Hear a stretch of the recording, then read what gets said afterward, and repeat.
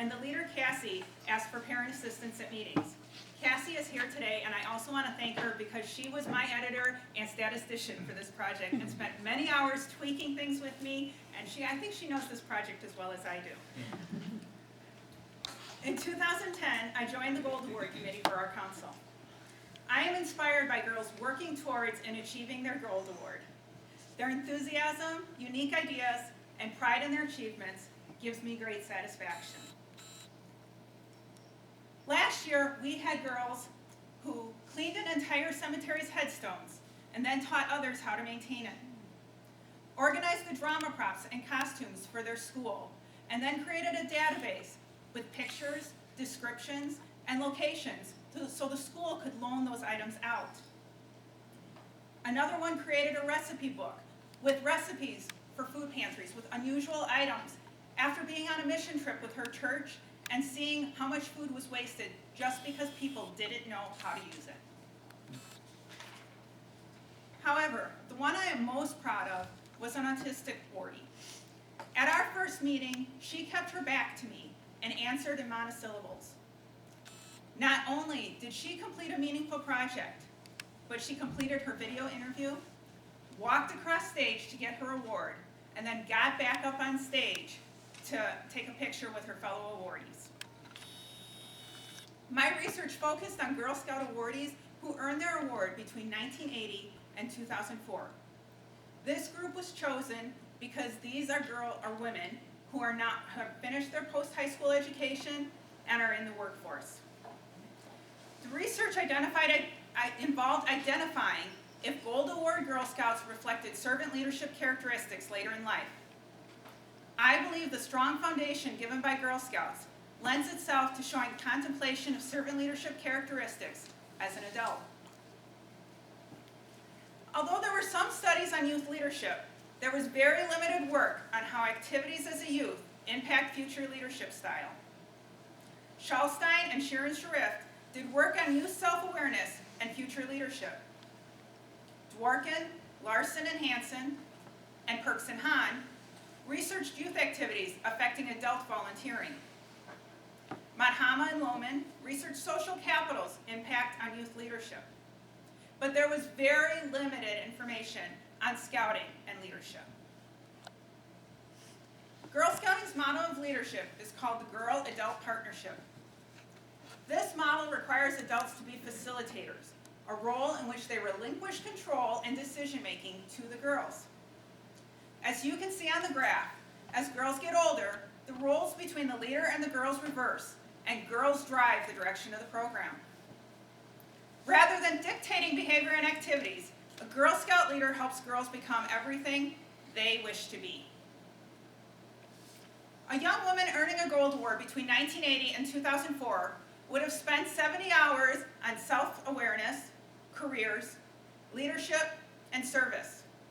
Then for the project itself, they had to do a proposal similar to a business plan, 50 hours of actual project work, and then a final report.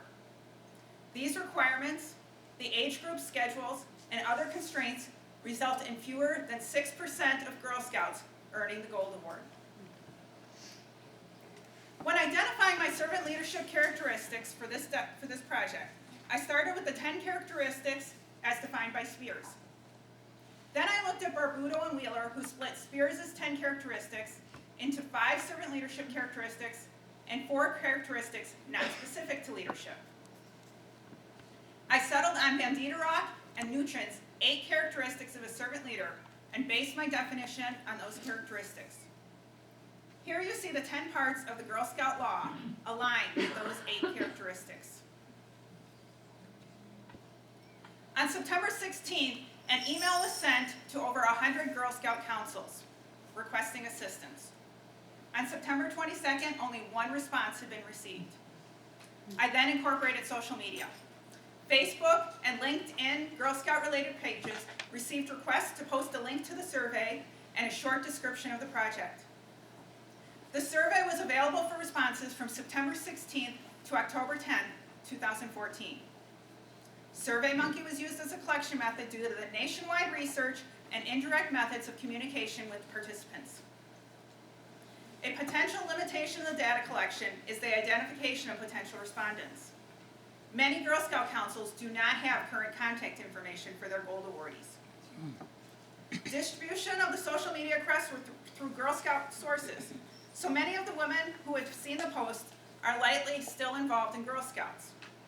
That may lend some bias to the results, as they are they're active volunteers with the organization, and Girl Scouts is still an important part of their life. When gathering my data, I used a mixed methods approach, which allowed for a statistical analysis of responses through a quantitative analysis, and expanded the feedback to include the participants' opinions of Scouting's impact in the formation of their leadership beliefs. There were 30 questions focused on the quantitative measures through a survey based on Van Dieterach and Nuchin to identify the attitudes of respondents toward servant leadership. A narrative question: how did Girl Scouts influence you as a youth? Was used for the qualitative portion of the research. Non-identifying demographic data was obtained: the year of the high school graduation, their current age, their years in the workforce, and their years of post-high school education. During initial analysis of the survey, it was identified the survey was viewed 550 times. There were 419 surveys completed.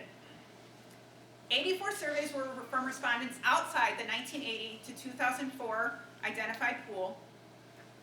39 surveys were not fully completed, and so those last two groups were not used for the research.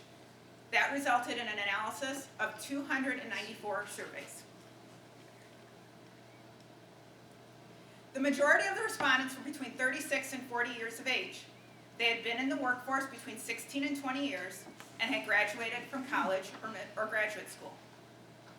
The mean age was 37.42, and 25.9% were in the 36 to 40-year-old range. The mean time in the workforce was 18.41, and 27.9 were in the 16 to 20-year range. 45% had graduated from college, and an additional 44% had advanced degrees. Quantitative analysis of each category of servant leadership included Cronbach's alpha reliability analysis, mean composite scores, and a correlation matrix. The 30 servant leadership questions and the individual components of the servant leadership survey performed reliably. Respondents generally did not identify forgiveness as a characteristic, with a 2.381 mean response. Although courage had a 3.618 mean, this was the second lowest recognized characteristic. The rest of the 8 characteristics identified at over a 3.9 mean, showing a reflection of the servant leadership characteristics. This slide shows items identified during the coding process and the compilation of new themes. The darkest greens are the items identified during coding. The medium are the level 1 groups, and the light are the final 3 themes. The goal of the qualitative analysis was to identify if Gold Award recipients identified characteristics relating servant leadership in narrative responses, reflecting how Girl Scouts was an influence. Narrative responses had 53% of coded items reflecting servant leadership characteristics. Other leadership characteristics were 17%, and the 30% balance were unrelated to leadership, such as travel, camp, friends, or new opportunities. An interesting observation I made during the review process relates to the Girl Scout mission statement. I had an expectation these key words, courage, confidence, and character, would be reflected in narrative responses. Courage was mentioned 5 times, confidence was mentioned 56 times, and character was mentioned 10 times. These words were not used any more or less than other phrases describing the influence of Girl Scouts. Although there was good response data from the survey, the population created its own limits. There was no opportunity to verify if respondents had received the Gold Award. There aren't accurate lists of Gold Award recipients. The survey was based on Van Dieterach and Nuchin, but the edited version was not tested for validity. The qualitative analysis limitations. We only performed analysis on 1 question due to the responses trying to compare Girl Scouts to current leadership style. We could have had alternative wording of the narrative questions to delve more deeply, or done one-on-one interviews. There are many opportunities to expand on this research. The pool could be expanded to other types of leadership: Eagle Scout, team captains, National Honor Society members. Comparisons could be drawn in a broader group, such as within a high school graduating class, for those who served in leadership activities and those who weren't in leadership activities. There's opportunities to modify the survey, doing one-on-one interviews, delving more deeply into those narrative questions. Previous studies have shown social capital, development of character, and leadership traits, and understanding of community while a youth influence leadership as an adult. This study shows the potential for the same type of effect on leadership style. Understanding how youth activities can influence adult leadership styles could allow youth programs to promote those skills and structure programs to create strong leaders for the future. This project offers evidence a relationship exists between earning the Girl Scout Gold Award and servant leadership style later in life. Responses demonstrate a reflection of servant leadership characteristics, both through survey and narrative responses. Additional research opportunities exist to determine if other groups reflect similar or disparate responses to the research question. 2 years ago, I did not recognize myself as a servant leader. I was looking for a program that added to my overall self rather than enhancing skills I already use like an MBA program would. Going back to school was something I was doing for myself, not for my job or for prestige. If I was going to invest the time, money, and effort into schooling, I wanted to strengthen where I felt I was weakest. Interpersonal skills have always been difficult for me.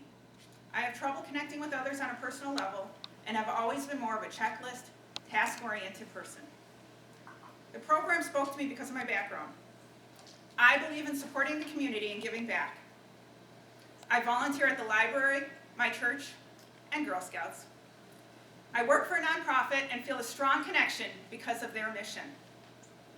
I had not heard of servant leadership and did not realize I enjoy leading best through the encouragement of others. This program has allowed me to recognize those characteristics in myself and become an even better, more personal leader. Interactions with my coworkers have improved.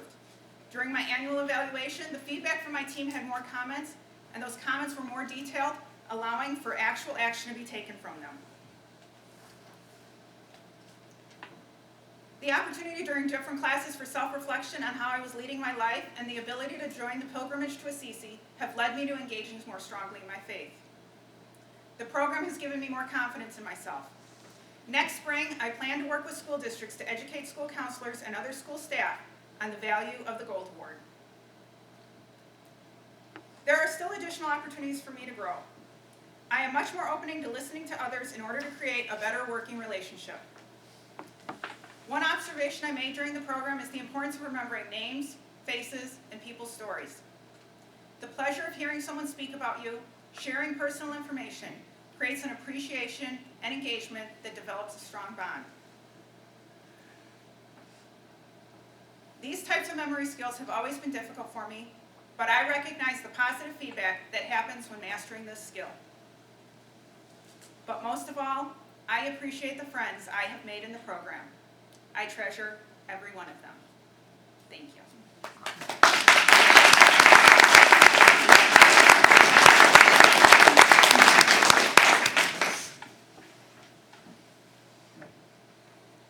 Questions?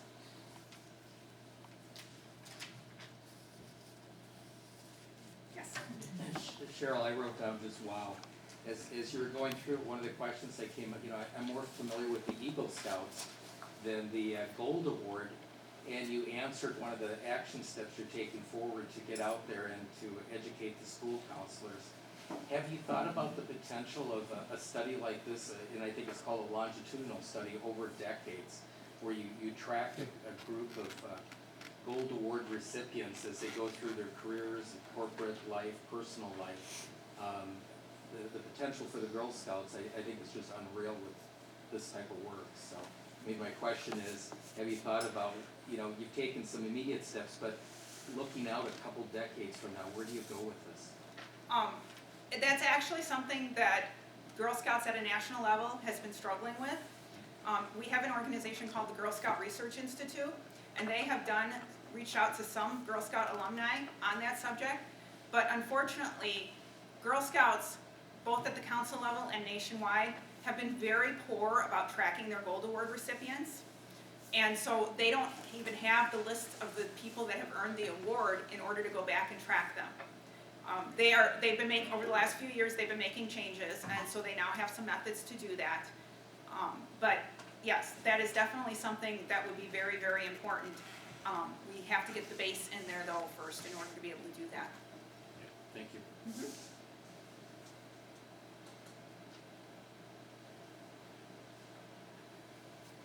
Huh? What I think is so extraordinary is that Girl Scouts for decades have been providing young women an opportunity to develop leadership skills, when we clearly know that the bias has always been to focus on young men. The women that you talk to, are they able to talk about that, how significant that was in their development at kind of an age in which Matthew uses his language much better than I do, but you experience moral injury, the peer pressure, and how difficult things can be. But it seems to me, as an outsider who doesn't have any experience at all, that here's an opportunity for young girls to be mentored by older women in developing leadership. Did you find that reflected in your interviews? Yes, actually one of the items that I characterized, that I coded as a non-leadership trait was the acceptance, the safe environment. There were lots of comments about the fact that Girl Scouts felt like a safe environment. They didn't need to worry about whatever was going on with their family or whatever. They knew that they could come to Girl Scouts and be someplace where they were going to be accepted and where they were going to be served at their own level and to serve their own needs. There were many comments like that in my results. I'm just amazed how many, by using social media and SurveyMonkey, the number of responses you got. That's incredible. And I was actually kind of disappointed. Oh, that is excellent. No, I mean, going out random and soliciting that, that's incredible numbers of responses. Thank you. Yeah. Cheryl, can you talk about the process that you went through to build that into your plan? Because I think a lot of times when we're doing research, things don't go the way we anticipate, Right. want them to. Right. And so when I submitted to the IRB, my goal was to only send this email out explaining the project with the survey link. So originally there was an email to the councils, and then there was an email that the councils could send out to potential participants that had the link in it. But I was very, very aware of the lack of contact information that councils had. Plus, within the last 5 years, nationwide, we have gone from over 300 councils to about 100 councils. And so with those transitions, then you lose even more data. And so I was worried about being able to get responses that way. It obviously became a valid worry. So in my IRB, I built in the option to use social media in order to generate more responses. What's the acronym you're using? IRB, Institutional Review Board. Oh. That's who has to approve your project before you can survey people. I Okay. apologize. There's also the JAM.